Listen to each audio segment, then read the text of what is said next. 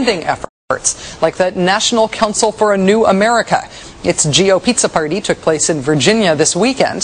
That event pointedly did not include the chairman of the party, Michael Steele, who apparently was not invited. The GOP party folks have had a yes-no relationship with the party's last vice presidential nominee, Sarah Palin. The latest news is that she will now be involved with the group. But one of the promoters of Palinism in the Republican Party, talk show host Rush Limbaugh, is against the whole GOP party rebranding idea. Look, folks, it's this simple.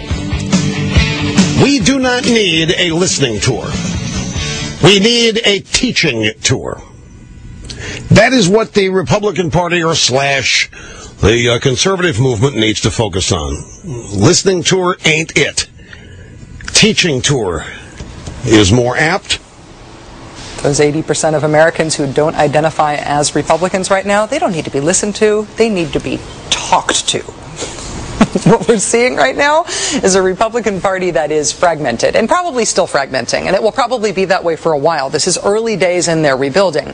But one of the people who is seeing his stature rise in this somewhat chaotic power vacuum is a man who was essentially disowned by his party during this past election cycle. Republican Congressman Ron Paul of Texas, who ran for president this past year.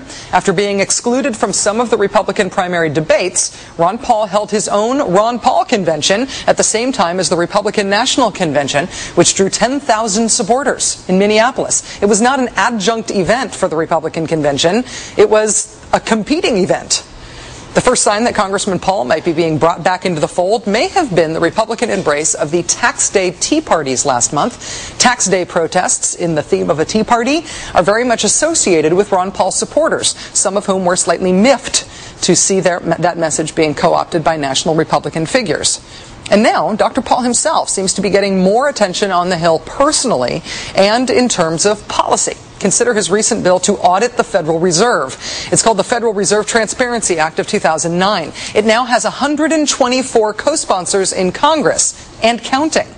By comparison, the Washington Independent notes today that Dr. Paul's Federal Reserve Board Abolition Act just 2 years ago attracted a grand total of 0 co-sponsors. What a difference political exile makes. Joining us now is the man himself, Republican Congressman Ron Paul of Texas. Dr. Paul, thank you so much for coming on the show tonight. It's a real pleasure to have you here. Thank you. Nice to be with you. First of all, I should admit that my introductory remarks were not the most flattering portrait of your party, so I want to give you a chance to say what you think of the Republican Party's fortunes right now. Do you think this is a rebuilding time? Well, something has to be done if they want to stay in existence. I don't think they can continue to do what they've been doing. They've sort of didn't accept what I was talking about during the campaign. But, I talked about and defended. I never voted for an unbalanced budget, never raised taxes. But, I had this other silly idea that you shouldn't fight wars unless the Congress declared them. And I had all this notion that you shouldn't print money when you need it. And these ideas struck a chord with a lot of people. But so far, not a whole lot in the leadership have come to me and said, lead the charge. But hopefully some of these ideas will stick, because all I know is the campuses are very attuned to this and will listen, and I can get still a large number of young people out to listen to a different type of Republican Party where they deal with civil liberties and they deal with a foreign policy that used to not be that strange to the Republicans, where we had a strong national defense, but we didn't go warmongering.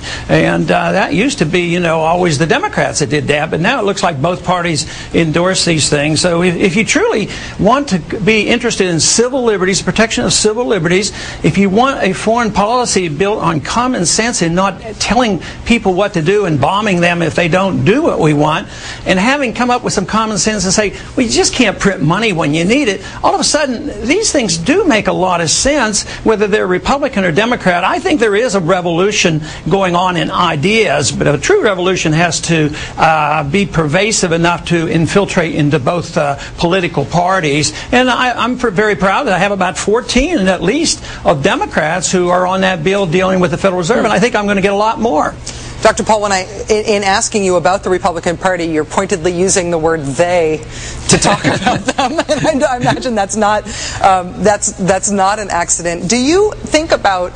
You obviously have been a part of the libertarian movement in this country. You've run as a libertarian for public office before. Do you think now about the prospect, the likelihood that a third party really could be having its moment right now? Something like only 20% of people identify as Republicans. The party does seem to be in chaos. Is this a time for either the Libertarian Party or some other party to break off from the Republicans?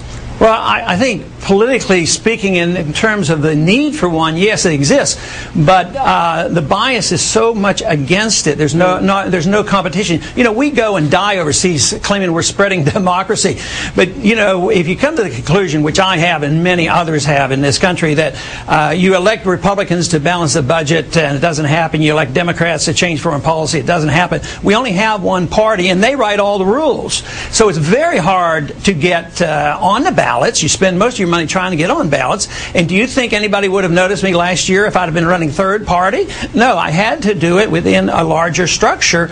And but even though I use the word they, I have been elected all these times as a Republican, and I was out of the party for 1 year. But nevertheless, it is very difficult. It's not going to happen unless the laws get changed. And unfortunately, we don't have a very good democratic process here in this country because of that.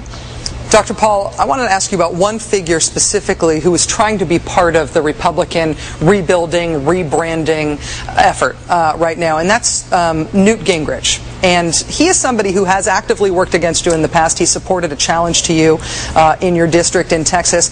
If he makes a bid to replace Michael Steele, or if he even makes a bid to run for president, to run for the Republican nomination, would you support him? Do you two see eye to eye these days?